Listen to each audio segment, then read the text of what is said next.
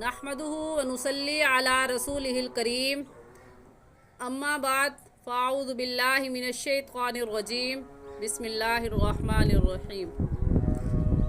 जी, हम ख़ात्मा इजराए कवायद पढ़ रहे थे।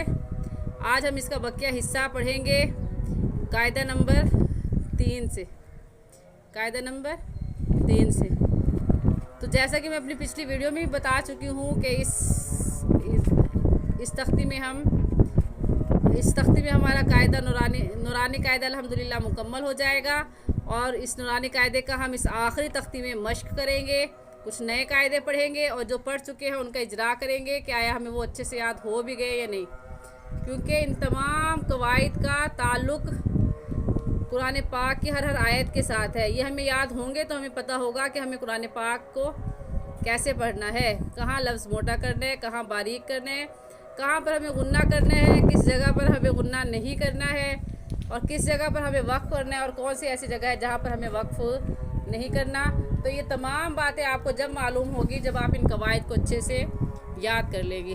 तो आप इस वीडियो को बार बार सुने और इन कवायद को अच्छे से याद कर लें ताकि जब हम कुरान पाक पढ़ें तो आप अच्छे से इनको पढ़ सकें, आपको पता हो और आप उसके मुताबिक कुरान पाक पढ़ सकें और आपको जो भी कायदा मैं बताऊं वहाँ पर फ़ौरन पता चल जाए कि जी हाँ, ये हम कायदा पढ़ चुके हैं। तो पढ़ना शुरू करते हैं।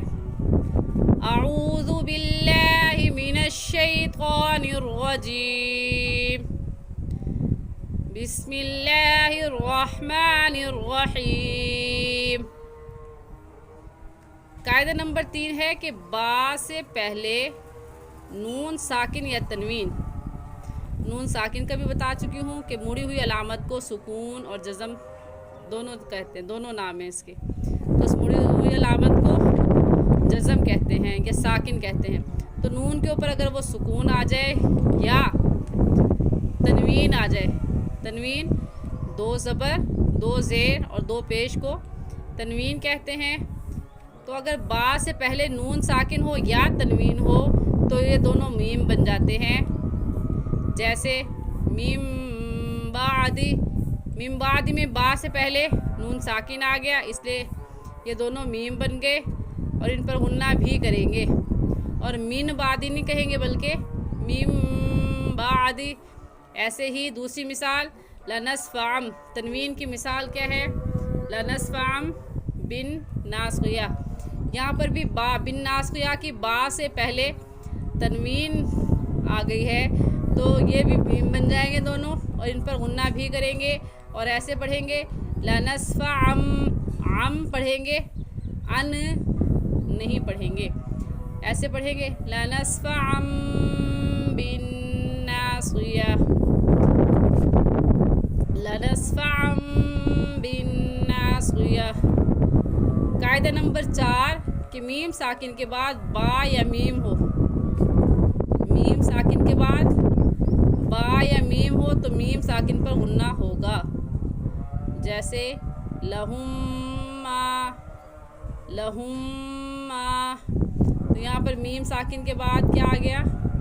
मीम आ गया। मीम साकिन के बाद बा हो या मीम साकिन के बाद क्या हो?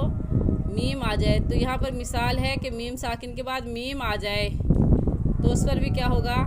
गुन्ना होगा। इसकी मिसाल जैसे लहुम्मा यशाऊना, आगे ये लफ्ज़ यशाऊना।